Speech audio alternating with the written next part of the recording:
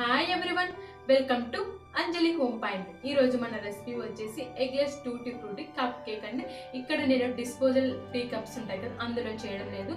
మనం ఇంట్లో తాగే టీ కప్స్, కాఫీ కప్స్ ఉంటాయి కదా, అందులో చాలా ఈజీగా ఎలా తయారు చేసుకోవాలో చూపిస్తున్నాను, అది కూడా వితౌట్ ఓవెన్తో. మరి ఈ రెసిపీలోకి వెళ్దాము. పెద్ద బౌల్ తీసుకోవాలి. ఇందులో స్ట్రైనర్ని ఉంచుకొని ఒక అరకప్పు మైదా పిండిని వేసుకొని జల్లించుకోవాలి. అదేవిధంగా 6 టేబుల్ స్పూన్స్ పౌడర్ షుగర్ని వేసుకోవాలి.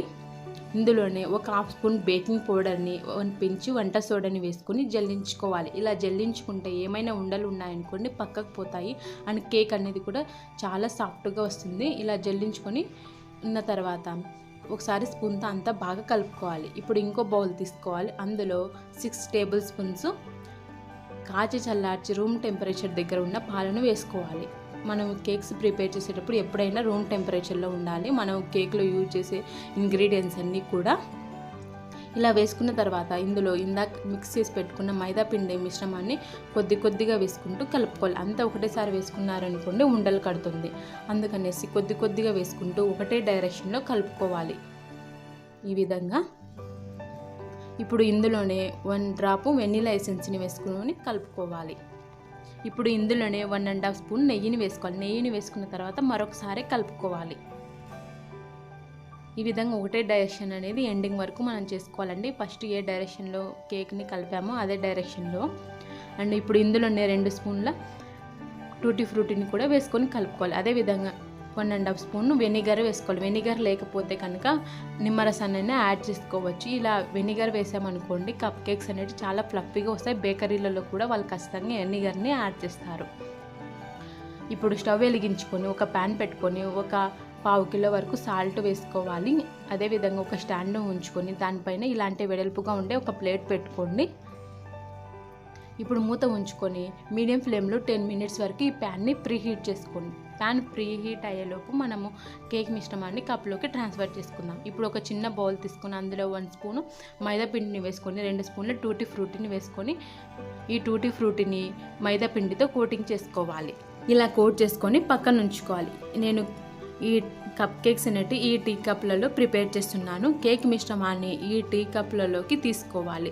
70% వరకు మాత్రమే ఫిల్ చేసుకోవాలి, ఎందుకంటే కేక్ అనేది ఫ్లఫీగా తయారవుతుంది. ఈ విధంగా 70% వరకు అన్ని టీ కప్స్లలోకి కేక్ మిశ్రమాన్ని ట్రాన్స్ఫర్ చేసుకోవాలి. ఇక్కడ నేను తీసుకున్న పిండి మిశ్రమానికి నాకు 3 కప్ కేక్స్ అనేటివి తయారయ్యాయండి. ఒకవేళ మీరు ఎక్కువ కావాలనుకుంటే కొంచెం ఎక్కువ క్వాంటిటీలో పిండిని తీసుకోండి. ఈ విధంగా ఫిల్ చేసుకున్న తర్వాత ఇందాక మైదా పిండితో కోటింగ్ చేసుకున్న టూటీ ఫ్రూటీని ఇందులోకి వేసుకోవాలి పైన గార్నిష్ లాగా.